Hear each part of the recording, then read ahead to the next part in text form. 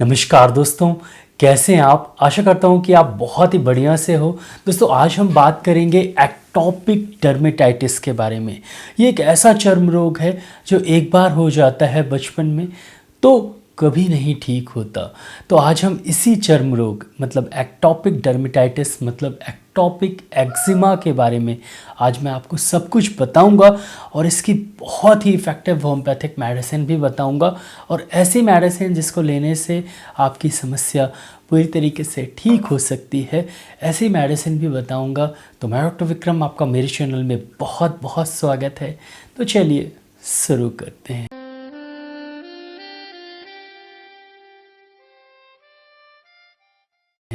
दोस्तों सबसे पहले हम एक्टोपिक डर्मेटाइटिस के बारे में जानते हैं। दोस्तों ये एक क्रॉनिक बीमारी है, बहुत लंबे समय से आपके शरीर में रहती है, चर्म रोग है, आपकी चमड़ी में, आपकी स्किन में, आपकी त्वचा में। ये एक बार बचपन में हो जाती है तो बड़े तक ये ठीक नहीं होती। मोस्टली ये जेनेटिक डिसऑर्डर है, एक तरह का आनुवांशिक तौर पे आपको ये मिलता है अपने मम्मी पापा से या उनके दादा दादी या नाना नानी, वहाँ से ये डिसऑर्डर चला आता है और आपको भी हो जाता है। इसमें स्किन जो है, हमारी त्वचा में इन्फ्लामेशन मतलब वहाँ पर सूजन आती है और फिर उसके बाद स्किन बहुत ज़्यादा शुरुआत में रेड रेड वहाँ पर हो जाता है। जैसे बच्चा 1 साल 1.5 साल का हुआ तो हो सकता है कि 1 साल में ही, हो सकता है 6 महीने में ही ये चालू हो जाए। तो उसके मोस्टली चेहरे पर या गले में या यहाँ पर थोड़े छोटे छोटे हल्के दाने, रैशेस, रेडनेस रहती है। उसके बाद बच्चा खुजलाता है, स्वाभाविक बात है। और जब खुजलाएगा तो वहाँ से थोड़ा कभी कभी पानी जैसा निकलता है और कभी कभी वो स्किन काली पड़ जाती है। आप डॉक्टर को दिखाते रहते हैं, डॉक्टर कुछ दवा देते हैं और उसके बाद कुछ दिन तक वो ठीक रहता है जब तक मेडिसिन चलती है या मेडिसिन आप लगाते हैं, फिर वापस से ये प्रॉब्लम हो जाती है। धीरे धीरे जैसे बच्चा बड़ा होता है वैसे वैसे, जैसे बच्चा मान लीजिए कि 2 साल का था, अब वो 10 साल का है।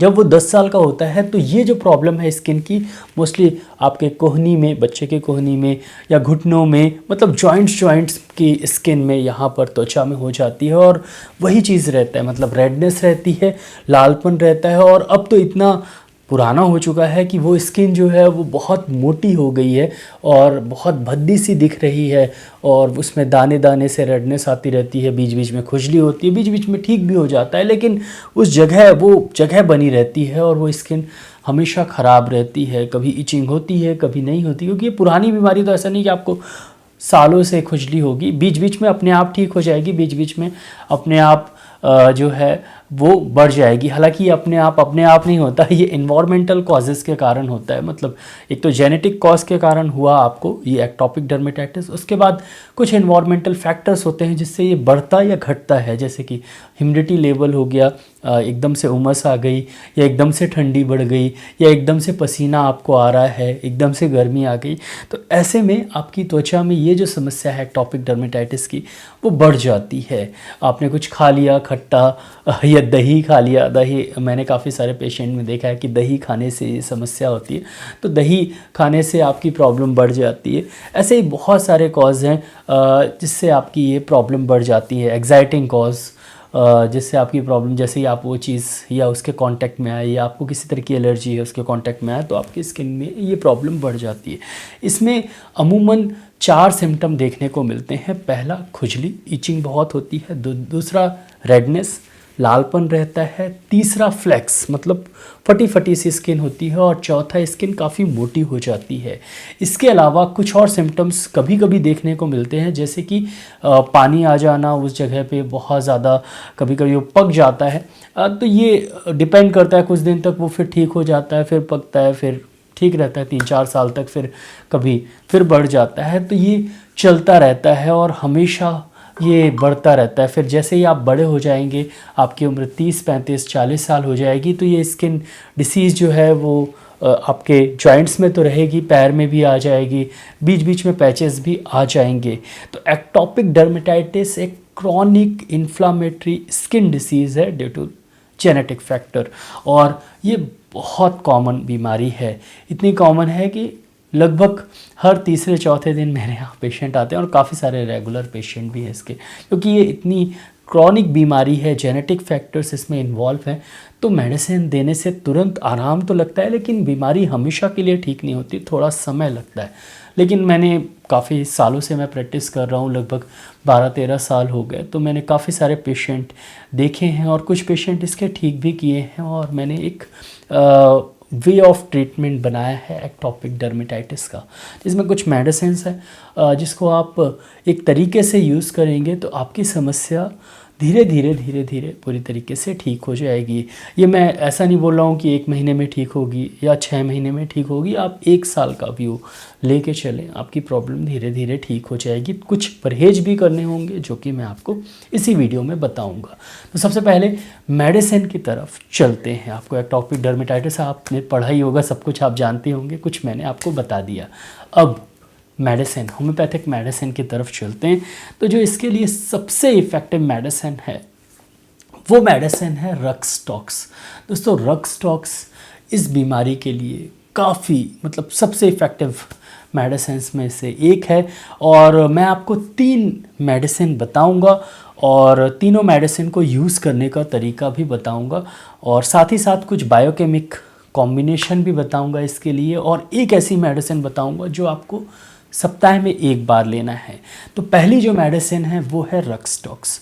दोस्तों रेडनेस काफ़ी ज़्यादा रहती है, खुजली काफ़ी ज़्यादा रहती है, और बच्चों के लिए शुरुआती एक्टोपिक, क्योंकि हम तीनों कंडीशन को लेके चल रहे हैं इस वीडियो में, मतलब बच्चों के लिए, बड़ों के लिए, मिडिल साइज़ में जिनकी उम्र लगभग मान लीजिए कि 15 साल से लेकर 20 साल तक है, और जिनकी उम्र 30, 40, 45 साल तक है। तो ये ऐसे कंडीशन में थोड़े से स्किन में चेंजेस आ जाते हैं और इसके अकॉर्डिंगली मेडिसिन भी चेंज हो जाती है। तो एक्टोपिक डर्मेटाइटिस की एक सिंगल मेडिसिन नहीं हो सकती।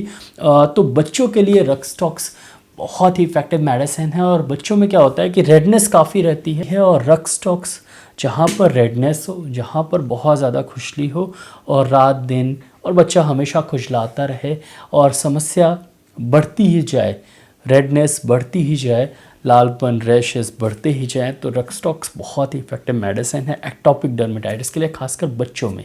तो रक्सटॉक्स ज़रूर यूज़ करना चाहिए। रक्सटॉक्स 30 CH पोटेंसी में अगर बच्चों को आप दे रहे हैं तो 1 बूंद सुबह, 1 बूंद शाम को दें। और ये मेडिसिन आप 1 महीने तक ज़रूर दीजिए। आराम लगे तो फिर 1 बूंद हर 1 दिन, मतलब 1 दिन में 1 बार दीजिए, और मेडिसिन कंटिन्यू करें जब तक प्रॉब्लम ठीक ना हो जाए। और प्रॉब्लम ठीक भी हो जाती है तो 1-2 महीने और दे दीजिए, हो सकता है कि ये प्रॉब्लम वहीं पर ठीक हो जाए, बड़े में उन्हें समस्या ही ना हो। तो बच्चों के लिए रक्सटॉक्स सबसे इफ़ेक्टिव मेडिसिन है एक्टोपिक डर्मेटाइटिस में। अब चलते हैं, जो बच्चे थोड़े बड़े हो गए हैं, उनकी उम्र 10-15 साल हो गई है और मोस्टली उनके जो जॉइंट्स में ये प्रॉब्लम आ गई है और जॉइंट्स के स्किन में रेडनेस रहती है। मोस्टली अब रेडनेस नहीं है, थोड़ा सा मोटा हो गया है, काला पड़ गया है, और बीच बीच में रेडनेस है, और हल्का सा ऊजिंग भी होती है बच्चों में। मैंने ये देखा है कि जिन्हें एक्टोपिक डर्मेटाइटिस की प्रॉब्लम है तो हल्की सी ऊजिंग होती है, मतलब पानी सा निकलता है, बहुत लिसलिसा सा पानी निकलता है। तो उनके लिए आर्सेनिक एल्बम बहुत ही बढ़िया मेडिसिन है।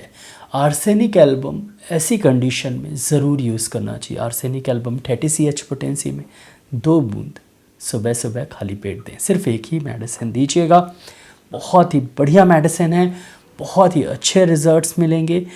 अब चलते हैं जो बड़े हो गए हैं। अब क्या होता है, बड़े होते होते तक इतना खुजला देते हैं कि फ्लैक्स हो जाते हैं, मतलब वहाँ पर फट जाती है पूरी स्किन, बहुत भद्दी सी दिखती है, काली सी स्किन दिखती है, और काफ़ी जो है वो दाने दाने भी हो जाते हैं, बीच बीच में हल्का रेडनेस भी हो जाता है, कभी कभी ठीक भी रहता है लेकिन कालापन पड़ा रहता है। तो ऐसे में उनके लिए 2 मेडिसिन बहुत अच्छी है। आर्सेनिक एल्बम तो है ही, आर्सेनिक एल्बम में ईचिंग होती है, रेडनेस होती है, बहुत ज़्यादा स्किन भद्दी हो जाती है, ऊजिंग भी होती है, और कभी कभी बदबू भी आती है। तो आर्सेनिक एल्बम 200 CH, और बर्निंग भी होती है, जलन भी होती है। तो आर्सेनिक एल्बम 200 CH पोटेंसी में 2 बूंद सुबह सुबह यूज़ करें। और दूसरी मेडिसिन है पेट्रोलियम। पेट्रोलियम 200 CH पोटेंसी में 2 बूंद रात में यूज़ करें।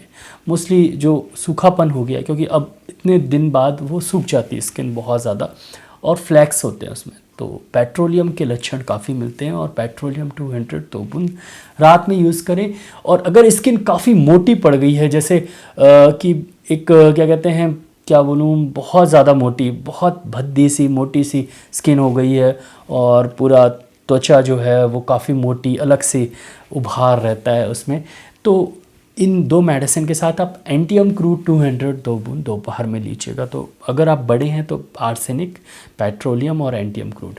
अब इन सभी मेडिसिन के साथ, मतलब छोटे बच्चों को भी, बड़ों को भी, और साथ में बहुत बड़े जो बच्चे हैं उनके लिए भी जो डाइल्यूशन है, जो होम्योपैथिक मेडिसिन है, उसके साथ आपको बायो कॉम्बिनेशन नंबर 20 ज़रूर यूज़ करना चाहिए। Bio combination number 20 skin disease के लिए सबसे अच्छी मेडिसिन है और किसी भी तरह के डर्मेटाइटिस में, किसी भी तरह के एक्जिमा कंडीशन ज़रूर यूज़ करना चाहिए। बायो कॉम्बिनेशन 20 नंबर आप 6 गोली सुबह शाम चूसें।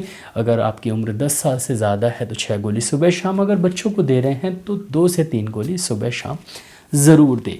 तो रक्सटॉक्स के साथ भी आर्सेनिक और पेट्रोलियम, एंटियम क्रूड, और आप किसी भी एज में हो तो ये मेडिसिन ज़रूर लीजिएगा, एंटियम क्रूड और बाकी मेडिसिन के साथ। तो ये थी बायोकेमिक बायो कॉम्बिनेशन नंबर 20। अब चलते हैं एक स्पेशल मेडिसिन की तरफ जो बहुत फ़ायदा करती है इन कंडीशन में, और वो मेडिसिन एक नोसोड है, और नोसोड का जो नाम है वो है सोराइनम। सोराइनम बहुत ही इफ़ेक्टिव मेडिसिन है। इसे लेने से सोरा मियाज तो ठीक होता ही होता है, एलर्जी भी ठीक होती है और पूरी तरीके से एक्टोपिक डर्मेटाइटिस धीरे धीरे ठीक हो जाता है। और कभी कभी क्या होता है कि हम 6 महीने 7 महीने तक मेडिसिन जब लेते हैं तो मेडिसिन का असर कम हो जाता है, जैसे आर्सेनिक एल्बम या रक्सटॉक्स या पेट्रोलियम या एंटियम क्रूड या बायो कॉम्बिनेशन नंबर 20, इनका असर थोड़ा कम हो जाता है। तो सोराइनम बीच बीच में लेने से इनका असर भी बना रहता है और जिससे प्रॉब्लम हमेशा के लिए ठीक होती है। तो सोराइनम आप 1 mg पोटेंसी में अगर छोटे बच्चों को दे रहे हैं, मान लीजिए कि 10 साल से, ये सोराइनम बहुत छोटे बच्चों को नहीं देना है, आपको 10 साल के ऊपर वाले बच्चों को देना है, और फिर आपका जी कितने भी एज के हो आप ले सकते हैं। तो सोराइनम जो है वो आप 10 साल से लेकर 30 साल तक के बच्चों को, मतलब एडल्ट्स को, आप 2 बूंद सुबह सुबह दीजिए 200 CH पोटेंसी में, सोराइनम 200 में 2 बूंद सुबह सुबह, लेकिन महीने में 2 बार, मतलब 1 तारीख को दे दीजिए और 15 तारीख को दे दीजिए। अगर आपकी उम्र 30 साल से ज़्यादा है तो फिर आप सोराइनम 1 mg पोटेंसी में 1 तारीख और 15 तारीख को 2 बूंद सुबह सुबह खाली पेट ज़रूर लीजिए। जिस दिन आप सोराइनम लेंगे उस दिन बाकी मेडिसिन बंद कर दीजिएगा, और बाकी मेडिसिन जिस दिन लेंगे उस दिन सोराइनम मत लीजिएगा। तो ये पूरा मेडिसिन जो है ये एक फार्मूला है, एक वे ऑफ ट्रीटमेंट है एक्टोपिक डर्मेटाइटिस को ठीक करने का। और क्योंकि एक्टोपिक डर्मेटाइटिस एक बहुत ही क्रॉनिक डिसीज़ है, मतलब शायद इससे क्रॉनिक डिसीज़ बहुत कम ही होती हैं। सोराइसिस, एक्टोपिक डर्मेटाइटिस से बहुत क्रॉनिक होती है, मतलब एक बार हो जाती है तो छूटना बड़ा मुश्किल होता है। और हाँ, अब प्रिकॉशन की तरफ चलते हैं। तो ये मेडिसिन आप कंटिन्यू करिएगा और ठीक लगे तो फिर आप जब तक कंटिन्यू करें जब तक आपकी समस्या ठीक ना हो जाए। समस्या ठीक होने के 1-2 महीने बाद तक भी आप मेडिसिन लेते रहें। अब इसमें प्रिकॉशंस क्या आपको करने हैं, तो खाने के कुछ प्रिकॉशंस हैं, जैसे कि दही नहीं खाना, दही से बना हुआ कुछ भी, माठा, कढ़ी, ये सब बिल्कुल नहीं लेना है। बैगन मतलब एग प्लांट जिसको ब्रिंजल भी बोलते हैं और भाटा भी बोलते हैं, बिल्कुल मत लीजिएगा। और बादी चीज़ें आप नेट पे सर्च करेंगे तो आ जाएंगी, बहुत सारी बादी चीज़ें होती हैं, वो मत लीजिएगा। और ऐसी चीज़, मतलब आपके ऊपर है कि ऐसी चीज़ आपने इतने दिनों से अगर आपको है तो आपको पता होगा कि क्या खाने से प्रॉब्लम बढ़ती है, तो जो खाने से प्रॉब्लम बढ़ती है वो चीज़ मत लीजिएगा। कुछ मेंटेनिंग और एक्साइटिंग कॉजेज़ होते हैं, उस पर ज़रूर ध्यान दीजिए। और जिससे आपकी समस्या बढ़ती है, जैसे कि डस्ट में जाने से आपकी समस्या ज़्यादा बढ़ती है, तो वहाँ पर जाने से अवॉइड करें। हालांकि पॉसिबल नहीं है, लेकिन फिर भी जितना हो सके उतना ज़रूर करें। या कुछ खाने से आपकी समस्या बढ़ती है तो उसे भी थोड़ा सा अवॉइड करें। बाकी मेडिसिन कंटिन्यू करें, धीरे धीरे आपकी समस्या ठीक हो जाएगी। क्या होता है कि हम जब प्रिकॉशन नहीं लेते तो हमारी प्रॉब्लम, मान लीजिए मेडिसिन से 50% ठीक हो गई, उसके बाद आप कुछ ऐसा कर दिए जिससे वो प्रॉब्लम 10% 20% बढ़ गई, तो आपका बिलीफ थोड़ा कम हो सकता है। फिर लगेगा कि नहीं यार, मैं मेडिसिन खा रहा हूँ फिर भी प्रॉब्लम बढ़ रही है, लेकिन प्रॉब्लम आपकी एग्जाइटिंग कॉजेज से बढ़ रही है, मतलब जिससे आपको एलर्जी है वो चीज़ खाएंगे तो आपकी प्रॉब्लम कुछ दिन के लिए, कुछ समय के लिए बढ़ सकती है। तो उनको अवॉइड करेंगे तो ज़्यादा बेहतर रहेगा और आपकी प्रॉब्लम धीरे धीरे कम होते जाएगी और भगवान करे जल्दी ठीक हो जाए। तो दोस्तों आशा करता हूँ कि आपको ये वीडियो अच्छा लगा हो। लाइक ज़रूर करिएगा वीडियो को, क्योंकि लाइक करना ज़रूरी है। आपके एक लाइक मेरे लिए बड़ा जो है वो खुशी का पल लाती है, तो ज़रूर एक लाइक करिएगा। और अभी तक आपने चैनल को सब्सक्राइब नहीं किया है तो प्लीज़ सब्सक्राइब करिए, बेल आइकन को ज़रूर दबाइए। मैं ऐसे ही knowledgeable homeopathic related, disease related videos लाता रहता हूँ। स्किन डिसीज़ पे मेरे बहुत सारे वीडियोस हैं और हर दिन लाइव भी आता हूँ, हर दिन आप लोगों से इंटरेक्ट भी करता हूँ, यूट्यूब पर भी और टेलीग्राम चैनल पे भी।